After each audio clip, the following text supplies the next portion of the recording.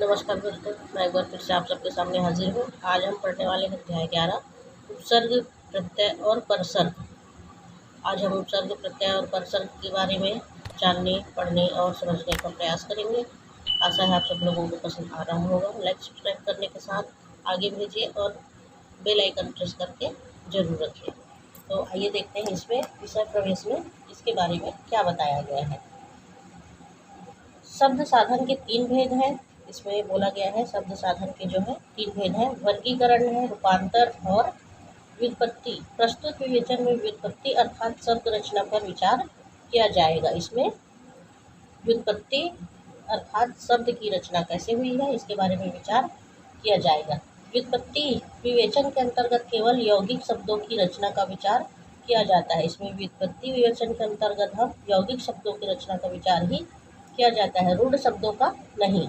उदाहरण के लिए छबीला शब्द को लेते हैं। यह शब्द छवि से बना हुआ एक विशेषण है, अर्थात छबीला शब्द यौगिक है।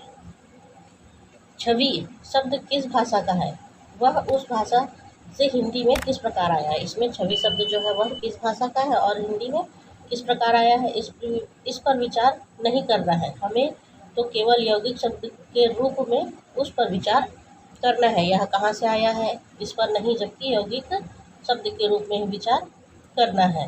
यह बात व्याकरण के विषय के बाहर की है। यह बात जो है व्याकरण विषय के बाहर की है। एक ही शब्द से अन्य शब्दों का त्रिविध निर्माण। एक ही शब्द जो होता है उससे अन्य शब्दों का त्रिविधि निर्माण। एक ही भाषा के किसी शब्द से जो दूसरे शब्द बनते हैं वह बहुधा 3 प्रकार से बनाए जाते हैं। एक ही भाषा के किसी शब्द से जो दूसरे शब्द बनते हैं वह 3 प्रकार से बनाए जाते हैं। किसी शब्द के पूर्व 1-2 अक्षर लगने से नए शब्द बनते हैं। किसी शब्द के पहले 1 या 2 अक्षर लगने से नए शब्द बनते हैं। किसी किसी शब्द के पश्चात 1-2 अक्षर लगाकर नए शब्द बनाते हैं। किसी शब्द के पश्चात बाद में 1-2 अक्षर लगा लेते हैं और नए शब्द बनाए जाते हैं। किसी किसी शब्द के साथ दूसरे शब्द मिलाने से संयुक्त शब्द तैयार हो जाता है। किसी शब्द के साथ जब दूसरा शब्द मिलाते हैं तो वह संयुक्त शब्द बन जाता है। शब्द के पूर्व जो अक्षर या अक्षर समूह लगाया जाता है उसे उपसर्ग कहते हैं। किसी शब्द के पहले कोई अक्षर या उसका समूह लगा दिया जाता है उसे उपसर्ग कहा जाता है। जैसे वन शब्द के पूर्व अन निषेधार्थी अक्षर समूह लगाने से अनबन शब्द बनता है। इस शब्द में अन अक्षर समूह के उपसर्ग कहते हैं, अर्थात यह शब्द के आगे लगा है। आ है शब्दों के पश्चात आगे जो अक्षर समूह लगाया जाता है उसे प्रत्यय कहते हैं। आगे जो लगाया जाएगा उसे हम प्रत्यय के रूप में जानते हैं। जैसे बड़ा शब्द में आई अक्षर समूह जोड़ने से बड़ाई शब्द बनता है, इसलिए आई प्रत्यय है। दृष्टव्य उपसर्ग, प्रत्यय और समास से बने हुए शब्दों के सिवा हिंदी में और 2 प्रकार के यौगिक शब्द हैं। उपसर्ग, प्रत्यय और समास से बने हुए जो शब्द होते हैं उसके अलावा हिंदी में और 2 प्रकार के यौगिक शब्द हैं जो क्रमशः पुनरुक्त और अनुकरणवाचक कहलाते हैं। उसको क्या कहते हैं, जो 2 शब्द है उसमें पुनरुक्त और अनुकरणवाचक कहलाते हैं।